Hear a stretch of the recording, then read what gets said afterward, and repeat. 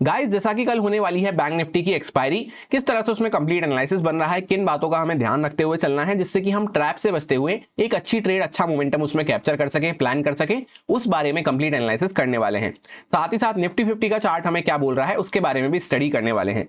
तो स्वागत है आपका एक और डेली एनालिसिस वीडियो में। सबसे पहले हम लोग यहाँ पे बैंक निफ्टी का chart one day time frame पे चेकआउट करते हैं।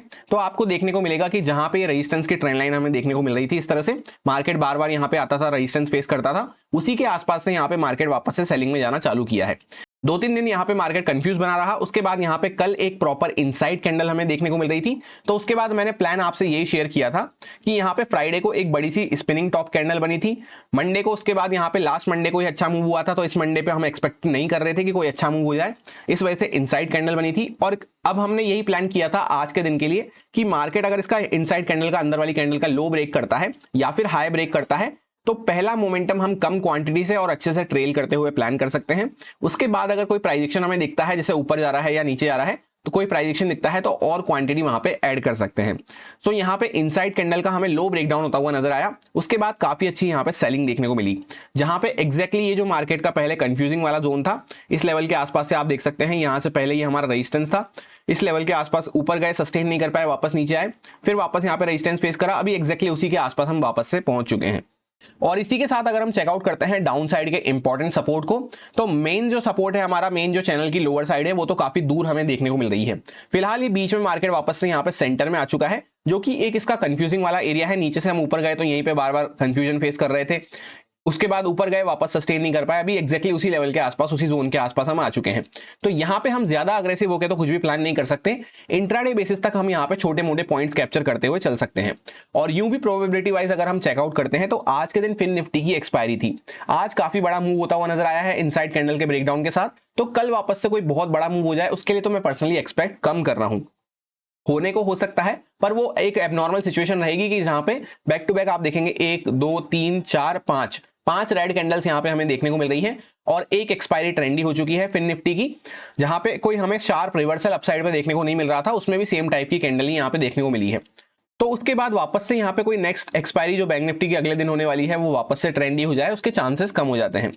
तो सिंपली हम प्लान किस तरह से कर सकते हैं कि सपोज मार्केट लो के आसपास हल्का फुल्का ऊपर नीचे यहाँ कहीं पे फ्लैट प्राइस के आसपास खुलता है और नीचे निकलना चालू कर रहा है, तो हम अच्छे से ट्रेल करते हुए, क्वांटिटी रिड्यूस करते हुए थोड़ा सा यहाँ पे सेलिंग के लिए प्लान रख सकते हैं, क्योंकि ऊपर से एक सेलिंग का प्रेशर हमें यहाँ पे देखने को मिल रहा है। अगर यहाँ पे market let suppose gap up खुल जाता है तो वापस से यहाँ पे बीच में हम कैंडल के आ चुके होंगे, तो इसके बीच में मार्केट जिगजैग करता रहेगा, जहां पे वॉलेटाइल मार्केट हमें देखने को मिल सकता है। तो उसमें छोटी मोटी स्कैल्पिंग करते हुए हम चल सकते हैं एकदम कम क्वांटिटी के साथ। और डायरेक्टली अगर मार्केट कोई बड़ा सा गैप डाउन खुल जाता है तो उस केस में भी यहां से कंटिन्यूअस रेड कैंडल बनती हुई आ रही है, आज के दिन कंटिन्यू सेलिंग हुई और वापस से गैप डाउन खुल रहे होंगे, तो सेलर्स को काफी अच्छा प्रॉफिट देखने को मिल रहा होगा। तो यहाँ पे अगर वो प्रॉफिट बुक करना चालू करते हैं तभी हम यहाँ पे इस तरह का, अगर हम कुछ प्राइस एक्शन दिखता है 5 मिनट टाइम फ्रेम पे और वो सेलर्स प्रॉफिट बुक करना चालू करते हैं, तभी हम यहाँ पे कुछ छोटा मोटा बाइंग के लिए प्लान कर सकते हैं। ऐसा इस वजह से है, गैप डाउन खुलने में हम कंटिन्यू सेलिंग इसलिए नहीं कर सकते क्योंकि यहाँ पे एक अच्छे खासे पॉइंट्स की सेलिंग हो चुकी है। तो अगर यहाँ से थोड़ा बहुत नीचे भी जाता है तो उस केस में जहां से जैसे ही सेलर्स प्रॉफिट बुक करना चालू करेंगे तो फिर वो एक रिवर्सल में वहां पे कभी कभी कन्वर्ट हो जाता है। तो उस चक्कर में गैप डाउन में हम ना अग्रेसिव होकर बाय कर सकते हैं और ना ही सेल कर सकते हैं। सिमिलरली गैप अप में भी ऐसा ही प्लान रहेगा, ना अग्रेसिव होकर बाय कर सकते हैं ना सेल कर सकते हैं। और फ्लैट प्राइस के आसपास ये प्लान रहेगा कि मार्केट नीचे निकलता है तो ट्रेल करते हुए अच्छे से प्लान करना है, उसके बाद वहां पर वापस से मार्केट में एक रिवर्सल हमें देखने को मिल सकता है। अब 15 मिनट टाइम फ्रेम पे हम आ चुके हैं यहाँ पे एग्जैक्ट इंट्राडे कंडीशंस को समझने के लिए। सबसे पहले ये चैनल पैटर्न और ये कुछ लेवल्स वगैरह हमने डिस्कस किए थे। प्लान मैंने आपको सिंपल सा ही शेयर किया था कि यहाँ पे अगर मार्केट फ्लैट प्राइस के आसपास खुलता है तो यहाँ पे मैं कोई भी ट्रेड लेने में इंटरेस्टेड नहीं हूं। अगर मार्केट यहाँ पे नीचे निकलना चालू करता है तो बायर्स की पोजीशन खतरे में आ सकती है, ऊपर निकलना चालू करता है तो यहाँ पे सेलर्स जो आए हैं इनकी पोजीशन खतरे में आ सकती है। दोनों ही केस में हमें बाय करना हो या सेल करना हो, क्वांटिटी 50% रहेगी और अच्छे से ट्रेल करते हुए प्लान करना है। उसके बाद सेकंड प्राइस एक्शन जब बनता है इस तरह से, तब हम वहां पे और क्वांटिटी ऐड कर सकते हैं। तो मार्केट एकदम फ्लैट खुला, यहाँ पे जैसे ही नीचे ब्रेकडाउन करा एक अच्छा सेलिंग का प्रेशर हमें देखने को मिला। मैंने खुद भी पर्सनली यहाँ पे ट्रेड लिया था, पर क्वांटिटी काफी कम थी। मैं वेट कर रहा था कि प्राइस अगर थोड़ा बहुत पुल बैक लेके वापस से गिरता है तब मैं वहां पे और क्वांटिटी ऐड करूंगा, पर कहीं पे क्वांटिटी ऐड करने का कोई सिनेरियो नहीं था। तो पर्सनली मैंने भी कम क्वांटिटी से ये मोमेंटम कैप्चर किया था। अब आगे के लिए हमारा कल बैंक निफ्टी एक्सपायरी के लिए किस तरह से प्लान रह सकता है, तो एक अच्छी सेलिंग हमें देखने को मिल रही है। तो अग्रेसिव होकर हम बाइंग के बारे में तो नहीं सोच सकते। बाइंग के बारे में कब सोच पाएंगे, जब मार्केट चैनल के ऊपर सस्टेन करना चालू करता है, इस टाइप का कुछ हमें प्राइस एक्शन देखने को मिलता है। तब तक ऐसा कुछ नहीं दिख रहा, तब तक बाइंग हम अग्रेसिव होकर अवॉइड करेंगे। और सेलिंग के लिए हमें ये बात का ध्यान रखना है कि आज एक अच्छी सेलिंग होती हुई नजर आई है।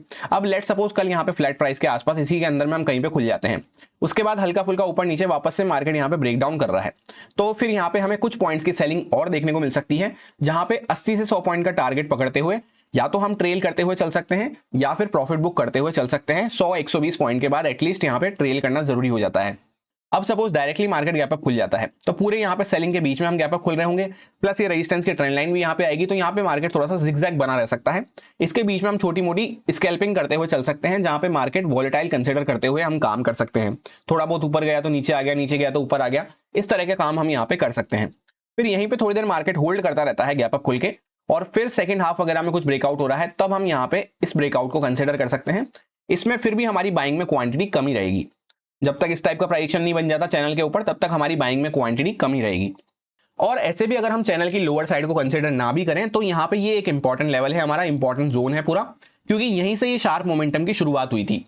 ऑपरेटर वगैरह जो बैठे थे वो यहीं से बैठते हुए नजर आए थे, उसके बाद ही एक शार्प मोमेंटम हमें देखने को मिला था। इसके पहले प्राइस धीरे धीरे करता हुआ नीचे आ रहा था। तो इस लेवल के आसपास अगर वापस से वो अपना पैसा लगाते हैं, तो यहाँ से और अच्छे मोमेंटम हमें देखने को मिल सकते हैं, जहां पे इनिशियली हम बाइंग में कम क्वांटिटी रखते हुए काम कर सकते हैं। फिर एक बार इसके ऊपर प्राइस एक्शन बनना चालू होगा, तब हम वहां पे और क्वांटिटी ऐड कर सकते हैं। अब जैसा कि 48,285 के आसपास हमारी एडजस्टेड क्लोजिंग प्राइस आई है, तो मार्केट अगर थोड़ा बहुत गैप डाउन खुलता है, लेट सपोज 48,088 के ऊपर ऊपर कहीं पे गैप डाउन खुलता है, तो फिर यहाँ पे एक बाइंग का मोमेंटम वापस से आने के चांसेस बने रहेंगे, क्योंकि ये सारे जो यहाँ पे सेलर्स वगैरह बैठे हैं, उसके बाद यहाँ पे प्राइस होल्ड करा है, वापस से गैप डाउन में उनको कुछ प्रॉफिट दिख रहा होगा, तो यहाँ पे वो प्रॉफिट बुक करना अपना चालू कर सकते हैं और एक फ्रेश बाइंग होती हुई नजर आ सकती है। जहां पे ये लो जब तक यहाँ पे डिफेंड हो रहा है, तब तक यहाँ पे ये बायर्स भी वापस से एक्टिव होने का कोशिश कर सकते हैं। तो अगर डायरेक्टली मार्केट गैप डाउन खुल रहा है, तो उसमें मैं इमीडिएटली सेलिंग में जाने की वहां पे कोशिश नहीं करूंगा। थोड़ी देर 5-10 मिनट वेट करके अगर बाइंग का कुछ प्राइजेक्शन दिख रहा है, तो वहां पे छोटी क्वांटिटी के साथ हम बाइंग कर सकते हैं। जब तक चैनल के अंदर में बने हुए हैं, तब तक छोटी क्वांटिटी से ही बाइंग करनी है। और फिर जब मार्केट इस लेवल को 48,088 को क्रॉस करना चालू करता है, तब हम वापस से यहाँ पे 5 मिनट टाइम फ्रेम पे अगर इस टाइप का कुछ प्राइजेक्शन दिखता है, तो छोटा सा स्टॉप लॉस डाल के सेलिंग के लिए और प्लान कर सकते हैं। उसमें भी हमारे टारगेट छोटे ही रहेंगे। ये सारे कुछ इंपॉर्टेंट लेवल्स रहेंगे जिन पे मैं ट्रेडिंग करते टाइम फोकस रखूंगा। यहाँ पे 48,211 के आसपास एक सपोर्ट हमें देखने को मिल रहा है। यहाँ से अगर प्राइस नीचे निकलना चालू करता है, तो कुछ पॉइंट्स की हमें सेलिंग देखने को मिल सकती है। 48,088 के आसपास इंपॉर्टेंट लेवल रहेगा। इसके नीचे अगर निकलना चालू करते हैं, तो 47,900 के आसपास एक हमारा सपोर्ट हो सकता है। अपर साइड की अगर बात करते हैं, तो 48,500 का साइकोलॉजिकल लेवल है। 48,660 के आसपास एक हमारा इंपॉर्टेंट लेवल है। उसके बाद 49,000 का साइकोलॉजिकल लेवल निकल के आता है। अब जैसा कि यह है फिन निफ्टी का चार्ट, आज इसकी एक्सपायरी थी और इसमें हमने सिंपल सा प्लान यही किया था कि मार्केट इस लेवल के आसपास कंटिन्यू यहाँ पे सपोर्ट लेके खड़ा हुआ है, तो फ्लैट प्राइस के आसपास हल्का फुल्का ऊपर नीचे खुल के अगर नीचे ब्रेकडाउन करना चालू करता है, तो यहाँ पे डाउन साइड पे एक अच्छा मोमेंटम हमें देखने को मिल सकता है, जहां पे ये जो बायर्स बैठे हुए हैं इनके स्टॉप लॉस खतरे में आ सकते हैं और नीचे के बायर्स के यहाँ पे स्टॉप लॉस खतरे में आ सकते हैं। ये लोग प्रॉफिट बुक वगैरह करते हुए नजर आ सकते हैं। और मार्केट ने वैसे भी रेजिस्टेंस की ट्रेंड लाइन को अपने क्रॉस नहीं करा। मार्केट फ्लैट खुला, इमीडिएटली यहाँ पे एक छोटी सी ग्रीन कैंडल बनाई, हैमर टाइप कैंडल। उसके बाद जैसे ही उसका लो ब्रेकडाउन करा, काफी अच्छा यहाँ पे हमें शार्प मोमेंटम देखने को मिला। एक ही कैंडल के अंदर में 15 मिनट टाइम फ्रेम की सारा काम कर दिया मार्केट ने। उसके बाद यहाँ पे कोई भी खास मोमेंटम नहीं था, मार्केट एकदम साइडवेज बिहेव करता हुआ नजर आया। और ये बात को हम कई बार डिस्कस भी करते हुए आ रहे हैं कि 90% फिन निफ्टी एक्सपायरी ऐसी ही रहती है। जैसा आप देख सकते हैं, आज के दिन एक ट्रेंडी एक्सपायरी तो थी, पर फिर भी एक मॉर्निंग में मोमेंटम होता है, मिड में साइडवेज पड़ा रहता है और एंड के टाइम पे छोटे मोटे स्पाइक हमें देखने को मिल जाते हैं। यहाँ पे बायर्स के स्टॉप लॉस कटे, एक कैंडल में यहाँ पे मोमेंटम था, उसके बाद पूरे दिन भर कोई मोमेंटम नहीं था। सो कैसी रही आज की आपकी फिन निफ्टी एक्सपायरी, या फिर किसी और अदर इंडेक्स को आपने ट्रेड करना पसंद किया? कमेंट करके जरूर बताना कैसी आज की आपकी परफॉर्मेंस रही। अब अगर निफ्टी 50 के चार्ट को हम चेकआउट करते हैं सबसे पहले डेली टाइम फ्रेम पे, तो यहाँ पे भी सेम चैनल पैटर्न बनता हुआ नजर आ रहा है, जहां पे ऑल टाइम हाई लेवल के आसपास जाके हमने यहाँ पे एक बड़ी सी शार्प कैंडल बनाई थी फ्राइडे को। उसके बाद मंडे को उसके अंदर में ही एक इनसाइड कैंडल बनाई थी। और प्लान हमने आज के लिए सिंपल सा यही रखा था कि इनसाइड कैंडल का अगर लो ब्रेकडाउन होता है या फिर हाई ब्रेकआउट होता है, तभी हम एक मोमेंटम प्लान कर सकते हैं, जहां पे पहला मोमेंटम हमें छोटा पकड़ते हुए चलना है, फिर उसी फेवर में प्राइस एक्शन बनता है, तब हम और क्वांटिटी ऐड करते हुए चल सकते हैं। तो जैसे ही इनसाइड कैंडल का लो ब्रेकडाउन हुआ, काफी अच्छा मोमेंटम हमें यहाँ पे भी देखने को मिल रहा है। और जो हमने बात करी थी कि अगर यहाँ से इसका लो ब्रेकडाउन होना चालू होता है, तो 200 के आसपास हमारा नेक्स्ट इंपॉर्टेंट सपोर्ट आएगा। एग्जैक्टली मार्केट ने जो आज का लो लगाया है, वो 232 के आसपास हमें देखने को मिल रहा है। अब जैसा कि यहाँ पे 200 के आसपास हमारा इंपॉर्टेंट सपोर्ट का जोन है, तो इसके नीचे ही हमें नेक्स्ट अग्रेसिव सेलिंग देखने को मिल पाएगी, जिसको हम पैनिक सेलिंग कहते हैं। यूं भी ऑलरेडी 3 दिन से कंटिन्यू रेड कैंडल्स बनती हुई नजर आ रही हैं। अगर फ्लैट प्राइस के आसपास हम ओपन होते हैं हल्का फुल्का ऊपर नीचे, तो जिस साइड पे ऊपर निकले मार्केट तो भी कम क्वांटिटी से प्लान करना है, नीचे निकले तो भी अच्छे से ट्रेल करते हुए छोटे टारगेट रखते हुए हमें प्लान करना है। अगर डायरेक्टली मार्केट गैप अप खुल जाएगा तो उस केस में ज्यादा अच्छा मोमेंटम शुरुआत में हो सकता है हमें देखने को ना मिले, एक वॉलिटिलिटी क्रिएट करता हुआ प्राइस यहाँ पे नजर आएगा। फिर हायर साइड पे ही हम होल्ड करते रहते हैं तो सेकंड हाफ में हो सकता है एक ब्रेकआउट हमें देखने को मिल सके। और अगर गैप डाउन खुल जाते हैं डायरेक्टली यहाँ पे 200 वगैरह के आसपास, तो भी ये इंपॉर्टेंट सपोर्ट का एरिया है। यहाँ से अगर कुछ सेकंड पोजीशन इस तरह से बाइंग साइड पे बनता है तो हम यहाँ पे बाइंग के बारे में सोच सकते हैं। या फिर जैसे 200 वगैरह ब्रेक डाउन करके मार्केट नीचे की साइड का कोई पोजीशन बनाता है तो भी कम क्वांटिटी से यहाँ पे सेलिंग के साइड पे सोच सकते हैं छोटे टारगेट रखते हुए। सो एक लाइन में सिंपल सा ब्रॉड माइंडसेट ये रहेगा कि सेलिंग की साइड पे एक अच्छे पॉइंट्स निकल चुके हैं, तो उसके बाद हमें यहाँ पे छोटे छोटे टारगेट्स पे ट्रेल करते हुए एटलीस्ट चलने की जरूरत है। और बाइंग की साइड का ऐसा सीन है कि यहाँ पे जब तक मार्केट कुछ इस टाइप का प्राइजेशन वापस से लोअर टाइम फ्रेम पे बनाना चालू नहीं करता है, या फिर ये जो चैनल बनता हुआ आ रहा है इसको ब्रेकआउट करना चालू नहीं करता है, तब तक हम अग्रेसिव होकर बाइंग के बारे में नहीं सोच सकते। अब जैसा कि 15 मिनट टाइम फ्रेम पे हम आ चुके हैं एग्जैक्ट इंट्राडे कंडीशंस को समझने के लिए, सबसे पहले यहाँ पे चैनल के अंदर में हम मूव करते हुए चल रहे हैं। एग्जैक्टली मार्केट फ्लैट प्राइस के आसपास खुला, चैनल के आसपास रेजिस्टेंस लेके डॉट उसी लेवल के आसपास रेजिस्टेंस लेके कंटिन्यू हमें सेलिंग देखने को मिली। और प्लान हमने ये किया था कि अगर मार्केट इस लेवल के नीचे निकलना चालू करता है तो यहां से ये जो पूरा हमारा एक इंपॉर्टेंट इस तरह से सपोर्ट का जोन था, जहां पे पहले भी कई बार हमने सपोर्ट लिया, वापस से इसी के लेवल के आसपास सपोर्ट लेके ऊपर गए थे, गैप डाउन खुले थे तो भी इमीडिएटली रिकवर करके ऊपर आ गए थे, वापस उसी लेवल के आसपास सपोर्ट लेके ऊपर जाने की कोशिश करी, पर इस बार उतनी स्ट्रेंथ हमें देखने को नहीं मिली और यहीं पे मार्केट थोड़ा सा होल्ड करता हुआ नजर आ रहा था।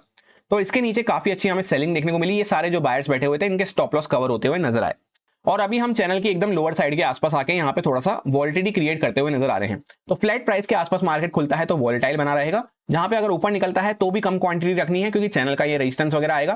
फिर इसको क्रॉस करके अगर इस टाइप का सेकंड पोजीशन बनता है तब वहां पे और क्वांटिटी बाइंग साइड पे हम ऐड कर सकते हैं।